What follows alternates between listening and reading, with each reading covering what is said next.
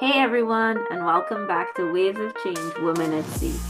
Today's episode is one I'm really excited to share, and it's also very rare, a chance to hear directly from the engine room through the voice of a young seafarer named Esther.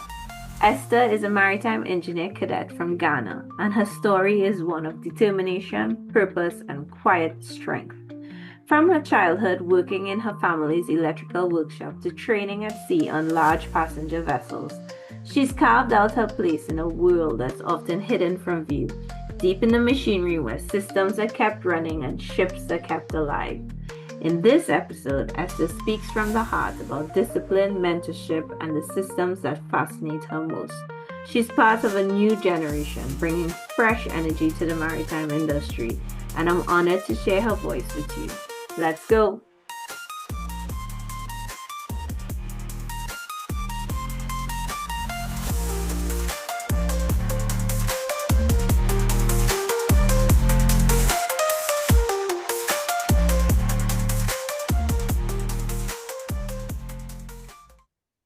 Hi, Esther. Welcome to the podcast Waves of Change Women at Sea. I'm so very happy that you decided to join us. It's um it's very interesting. I because I want to hear your full story. You are an engine cadet, which is very nuanced, and I can't wait for this conversation. So if you're ready, let's dive in. Hi, Carla. Thank you so much for having me on your podcast. It's a dream come true to get to share my voice so engine, other girls in the engine spaces on board in the maritime industry can get to relate and pick a few things from this interview. Thank you so much. Yes, I completely agree because I think there are not a lot of women in the engine room on board, so this is going to be really good. Can you start by telling us about your journey into the maritime industry? What inspired you to pursue a career in marine engineering? So starting off, I just wanted to do anything engineering. I was interested in hands-on engineering, not other aspects of engineering, hands-on mechanical, anything that I could get my hands dirty, practical stuff. So I applied to other schools, other universities in Ghana. I got different courses and then I applied to Maritime University. To me, it was the course that mattered at first. So I got in 2019 to pursue marine engineering. And during that time, there was the whole advocacy for women inclusion in the maritime industry. It was loud at that time, if Mhm. I can remember. And there were conferences, there were seminars being held, and girls from my school were attending. So I just joined, and with time, I got more insights about the career, the industry, and I was like, okay, let me just try this. So Yeah. that is that is how it started, and that is where I find myself now. So in the beginning, it was more about the course first before the thought of entering the industry came in. Okay, yeah, because I know from before is that you worked in your parents' electrical engineering workshop. So I guess that's where the drive to get your hands dirty, hands-on engineering came from. That's 100%. I would definitely say that because growing up, my dad owned a workshop where he rewinds industrial motors, and that was our only source of income. He gets the contracts from other companies. He brings the motors to the house, Wow. and we were all apprentices at a point, from buying materials to helping to fix the motors and all that. So I grew up seeing that, and I became a part of it at a point. But I didn't want to be in the electrical field. I just wanted something other than that, but also in the engineering field. So the whole interest stemmed from the kind of foundation I got growing up, seeing him do that. So Was he happy that you got into the marine engineering? yes, yes, he was excited. He pushed me actually. The Okay. fees were insane, but he wanted to see my dream and my dreams become reality. So he did his best to make sure I got where I am today, and I'm always going to be grateful for that. That's very beautiful, and it's very, very good to have such a supportive parent. Especially, your dad. It's a good story. So what about the actual study in the maritime engineering? You went to the Regional Maritime University in Ghana. Can Yes, you I did. share some of the valuable lessons you gained from that education, and how was it? When I first enrolled in regional maritime, because of the course, because it was a seagoing course, I had to enroll in a cadetship training for 2 years. And during that period, you get to have paramilitary training. Not so tough, but as a civilian, enduring that, going through all that is life changing. Is tough at the point, but then it instills some form of discipline, orderliness in you. And it was not a pleasant thing for me at first to have to wake up to go for physical training, to, you know, how military setting is sort of. But with time and after I got out of the cadetship training, I saw the value of it, how it shaped my life, how I reasoned through things. So that aspect of cadetship has really helped me because here on board I get to apply that. um, the system here is such that on board is such that you listen to your superiors, you listen before you speak. And because of the training I had back in the regional maritime cadetship training, it has sort of prepared me for that, and I'm grateful for that aspect. And with the courses, there are some things I learned that gave me the good foundation to build on what I know now in the engine room. So I'd say regional maritime was a good start for me.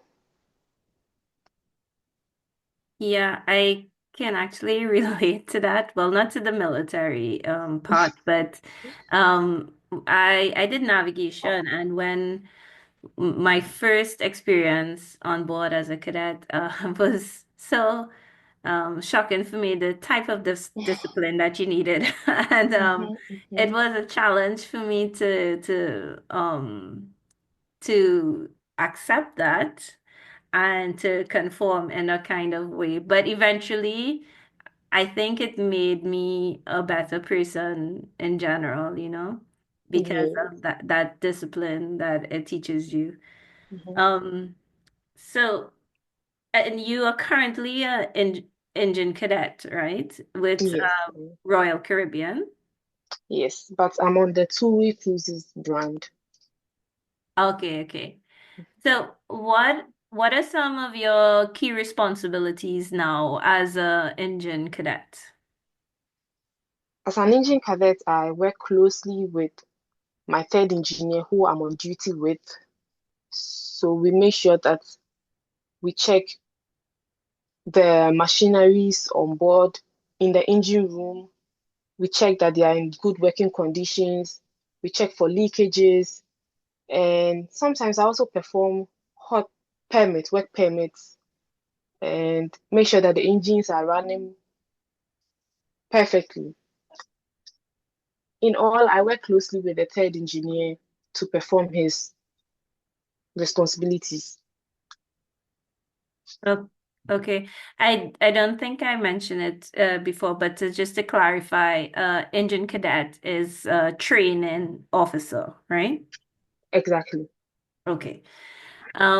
So what has been most challenging about working on passenger vessels, and how have you tackled these challenges? Hmm. I might have to think about this one because It's I no don't see the people, I don't see the huge number of people. To me, it's just the engine room and my cabin. So the greater number of people does not really make any difference. I don't know if you understand because the engine room has its number of people. And can I get back to this question later? Actually, yeah, of course we can, but this is so interesting because Mhm. I have interviewed bridge officers, and they have a lot of they have a lot to say about working with passengers. So this is actually very interesting that as an engineer you don't really interact with the passengers that much, do you? No, not at all. Oh, wow, Not yeah. at all. Right, right. Yes, Yeah, yes. so that's actually quite interesting and good to know. Okay, so we'll move on. We don't have to circle back because if you don't, Okay, Carla, one thing. I think I've gotten something. okay. Okay, so with the cruise ships, they are bigger compared to the other type of ship, container ship. So you have more machineries, you have more water generation system, you have a whole advanced wastewater purification system, more advanced than you'd find in the other type of ships. And this makes it more interesting. You get to see the stages. I want to talk about the waste management system. You get to see the various stages that we treat waste on board. And to me, it's an amazing thing. I haven't seen anything like this anywhere, and I'm starting to learn about it. I have some knowledge, but it has been of interest to me lately, and to see how our waste is treated thoroughly with precision on board is great. And I don't know. I don't think. Okay, let me not say what I don't know. Carla, can I come back to this later? Yes, of course, of course. But this is that's actually in line. It's actually very important too because that has a big environmental impact, Mhm, mhm, mhm, proper waste disposal and mhm. the waste treatment plants. So Yes, yes, yes. yeah, I okay. think there's a question that talks about what system on board I find interesting. I think when it gets there, I'll talk about the waste treatment. Okay, no problem. We'll just move on. It's okay. It's Okay, it's no okay. problem at all. So in your role, working closely with advanced machinery and electrical systems, what technological innovations, are exciting for you? I think this is where the waste Mhm, disposal mhm, system mhm, are mhm. coming. Yeah. Getting to work on board on a cruise ship specifically, the system that strikes me, intrigues me, is the advanced wastewater purification system. Hmm. We have a whole system of different stages on how we treat our wet waste Hmm. from our showers, from the galley, from the laundry, how we treat it to get clean water Hmm. with good conditions to be given overboard or ashore, how we treat our dry waste, the food, the remains of the food, the plastics, the papers that we use on board, how we treat them, how we give them ashore, the proper steps that I've witnessed on board. It's mind blowing, and I haven't seen anything like this anywhere. And this is a system that is very interesting to me. And I also want to talk about the how we generate fresh water on board. Again, I haven't seen anything like this. This system is brilliant. Hmm. Using reverse osmosis to get fresh water, potable water from seawater is always going to be mind blowing to me. And this is something that I've learned and I'm still learning to get to know more about it and in future maybe use it personally. Wow. Yeah, that's actually the thing. This question, it really is different than speaking to you than speaking to somebody on the bridge because this insight that you're giving me is Okay. it's so unique. I mean, a lot of people don't think about that when they think about cruise ships. I think passengers don't even think about how is this floating vessel disposing of all this waste and how is it doing it in an environmentally Mhm. a responsible way. And that is really, really important right now.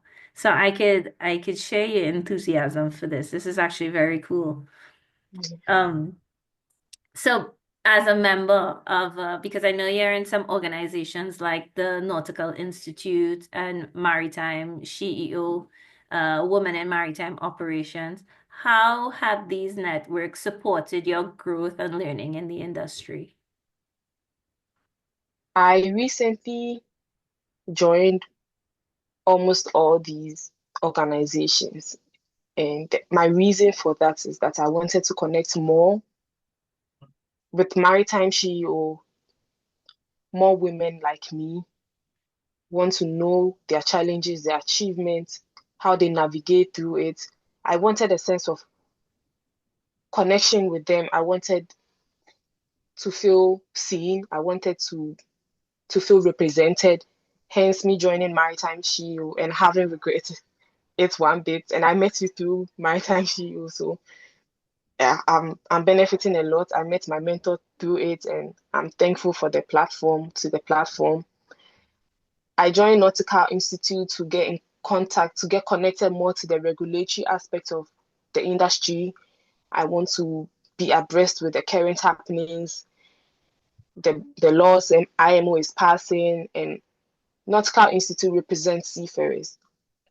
But that organization, I'm still fairly an amateur, so I'm I'm going to see how far I go in the organization. But currently they are trying to set up a branch in Ghana, and with that I hope I get to actively participate more in the activities. And with Women in Maritime Operations, I became a member a few weeks ago and I haven't really seen any activity from them, but I'm hopeful that in future I get to do so and participate in them. Yeah, these organizations actually, I think it's actually very important. The weird thing is that I have recently, like within the last 2 years or so, started to join these associations or these organizations. And for me, I always thought that I didn't need to be part of it, that I could do it on my own, but these associations have been so helpful. I can't even begin. And exactly like I've met you through Mhm, this. mhm. I, I, And I, I totally understand you yeah, when it comes to that. But then we need these organizations to thrive. yes. We need to know their stories. We need to know the stories of women who are like us, how they go, how they navigate the issues. And most of the time, what they are going through is similar or the same as what we are going through. So it's like we are getting. Yeah, no, I understand because it's you're getting support that Mhm, I didn't even know I needed and that I mhm. wanted and that it helped me so much. And you are so young and you've recognized this. I did not recognize this when I was younger. So you are way ahead of me. And that's amazing. That's really, really good. Okay, so moving on, the maritime industry is still largely male dominated. Have you encountered any gender specific challenges? And if so, how have you navigated them? This is a tough question. Very important also. Yeah, it is tough. It is very tough. Working in the engine room, I think one misconception is that the whole job is about manpower.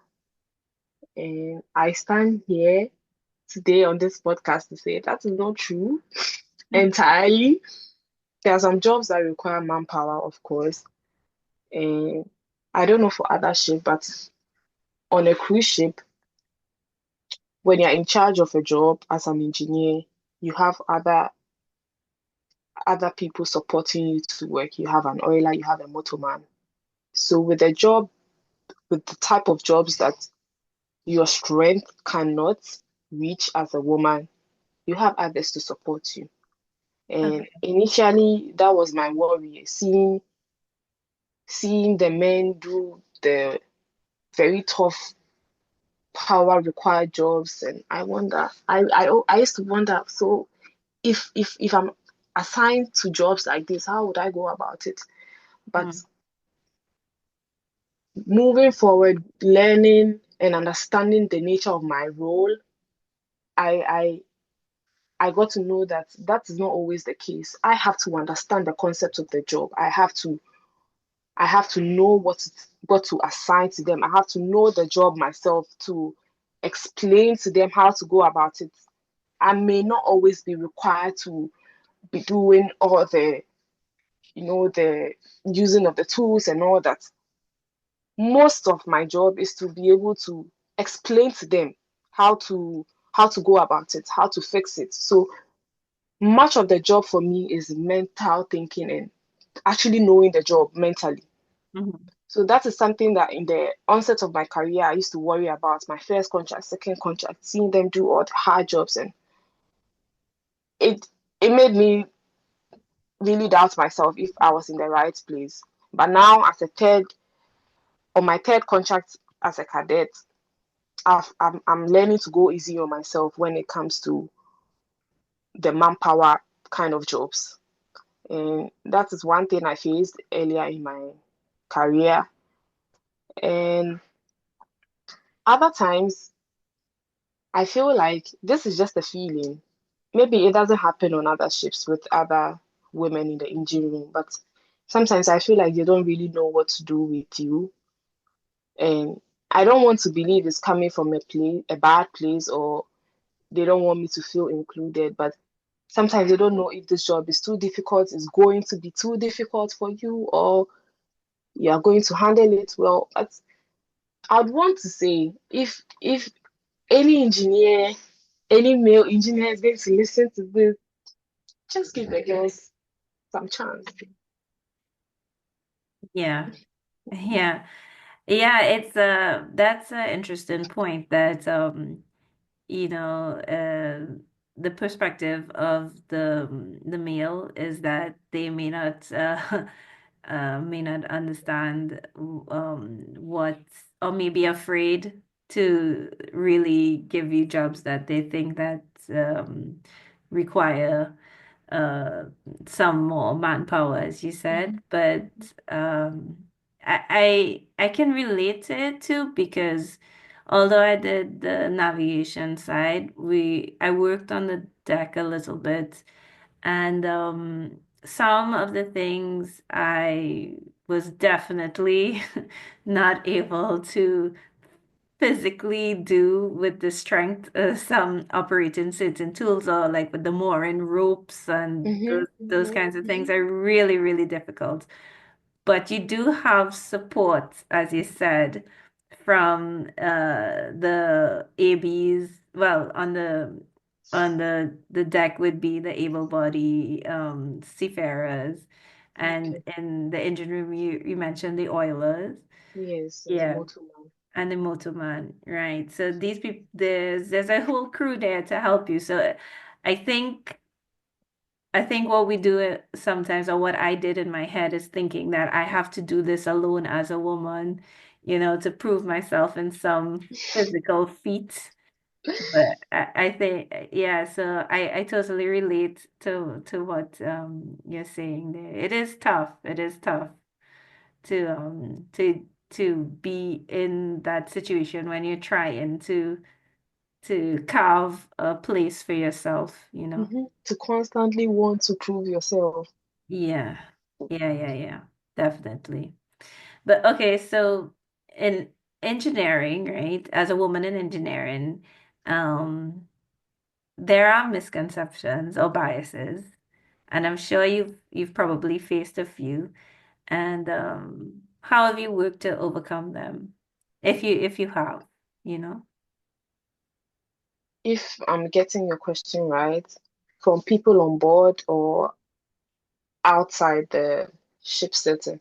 In any setting, I mean, it's just like any bias or misconception just from being a female engineer that you may have encountered. At home, outside the ship setting, it's just admiration that I get from people. Yeah. Yes. And even strangers telling me how proud they are of me.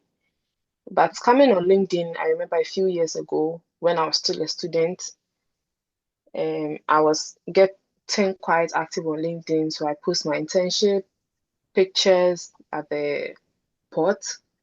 And I remember getting a, a DM from a message from uh, someone, and he told me to switch to deck immediately now that I have the chance to, because it's very difficult in the engine room. He didn't tell me into details why he was saying that, and I felt so offended. I was offended, Hmm. and so that was that. Outside the ship setting, a random stranger just coming to tell me to change my career. And in the ship setting, I get the why choose engine and not deck kind of questions, and I refer them to my foundation, Yes. and that I didn't even know about nautical science as a course till I entered the regional maritime university. So I think the information we get, the education we get about these courses also play a role in the kind of career choices that we make. So I didn't I don't really get anybody coming to me so strong to tell me to change my, now that I'm growing in my career. I don't really get the change your career, isn't it too difficult kind of questions. I don't get them. Okay. Well, Yes. that's good. Yes. But it is like as I said before, being an engineer on a marine engineer is so nuanced within the shipping industry for a woman because I think the majority of the roles that women take are on the bridge. So when people generally have women working on board, they may immediately think that they are navigation instead of engineering. And that's very interesting because everybody already says that the engineering is very difficult. When people suggested that you move, they don't understand your love of the field or anything like that. And I think it's things that we have to overcome still, you know? Yes. Yeah. And I also want to add that what I've learned, what I learned from my dad and what I'm learning in the engine room now is that engineering is a process. Most of the maintenance we do, most of the troubleshooting we do on our various machineries are the same. Hmm.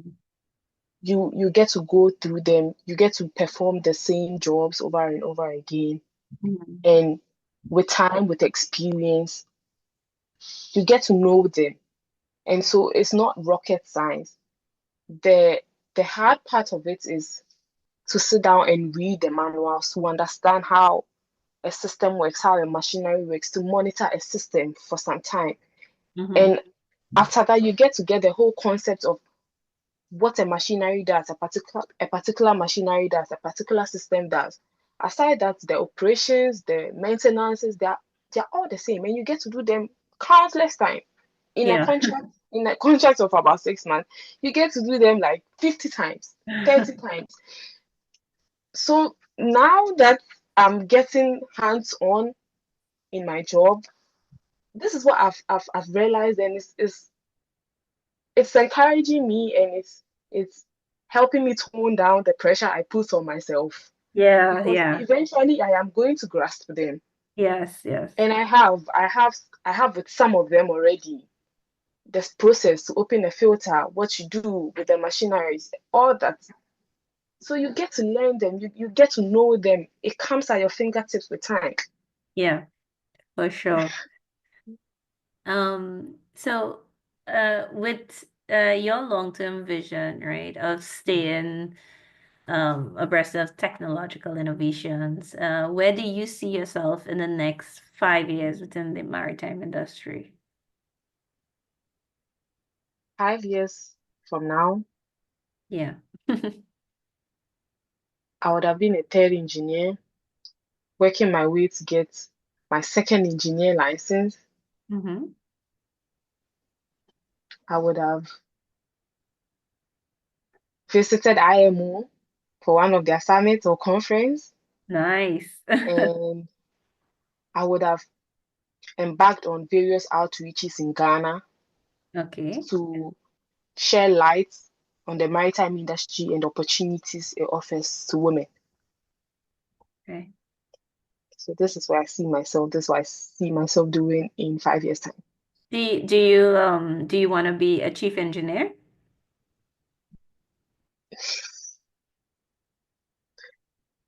No.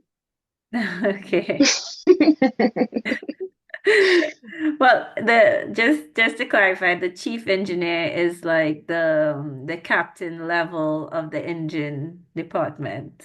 Exactly. Yeah, and you don't want to be there. You plan to be second engineer and so on. Yes. The reason I said no is that I have drafted a certain kind of plan for my life, and to attain the chief engineer level, you have to dedicate a certain time of your life to see going. And with where I see myself in the long term, that wouldn't really fit in. Okay, okay. Okay, I Yes, understand. You have a short transition plan. exactly. Ah, okay. Okay. Okay. Well, can you tell us more about the volunteer work with for the future Ghana and how does it tie into your broader goals in the maritime industry? For the Future Ghana is a non-government organization in Ghana that seeks to help underprivileged children with educational supplies, educational materials, and go as far as pay the fees of these children to stay in school. I I got to know about this NGO through a friend. I always see on his WhatsApp status when he goes for outreaches, and the smiles on this kid's face. And most of the time during that season, I had time to spare. So I quickly reached out to him to be a part of this, because I would want to do something worthwhile with my time. So why Yeah. not join this? And it was for a good cause anyway. And being on this journey has been very inspiring to see how grateful these kids are, to see how happy we make them, and our sponsors and everyone who donates to make this possible. It gives me some sense of fulfillment. And with this, I want to start my own outreach, but in the maritime side, reaching Yeah. out to young girls. I went to an all girls senior high school. So Okay. I'd want to start from there. I'd want to go back to my alma mater, Mm-hmm. speak to them, enlighten them, introduce them to the maritime industry.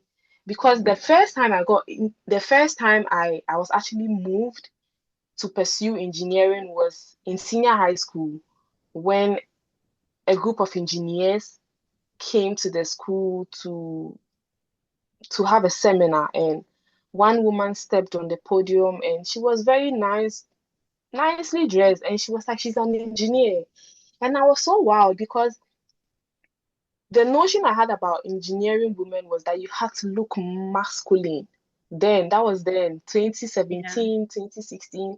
That was the notion I had, that for a woman to be in the engineering field, she had to look a certain type of way. But this woman looks very feminine, and she gave me the boost, the final boost that, okay, I can do this. I don't have to be manly. I don't have to look manly or anything. I don't have to be a certain type of way. So I want to be that person. I would want to be that person who would give the girls, any girl who would speak to any girl and give them the final boost that, okay, they can do this, they can go for this. So reaching out to these girls, these children in for the future Ghana is sort of preparing me for the outreach job, that the outreach campaign that I would want to embark on in future. So that Yeah. is how, yeah. No, this is all very admirable. I mean, your work with the for the future Ghana, it sounds really amazing. And maybe you could give me the link and we'll put it in the bio for the podcast. So if anybody wants to check it out or All donate, right. they All right. can. All It's right.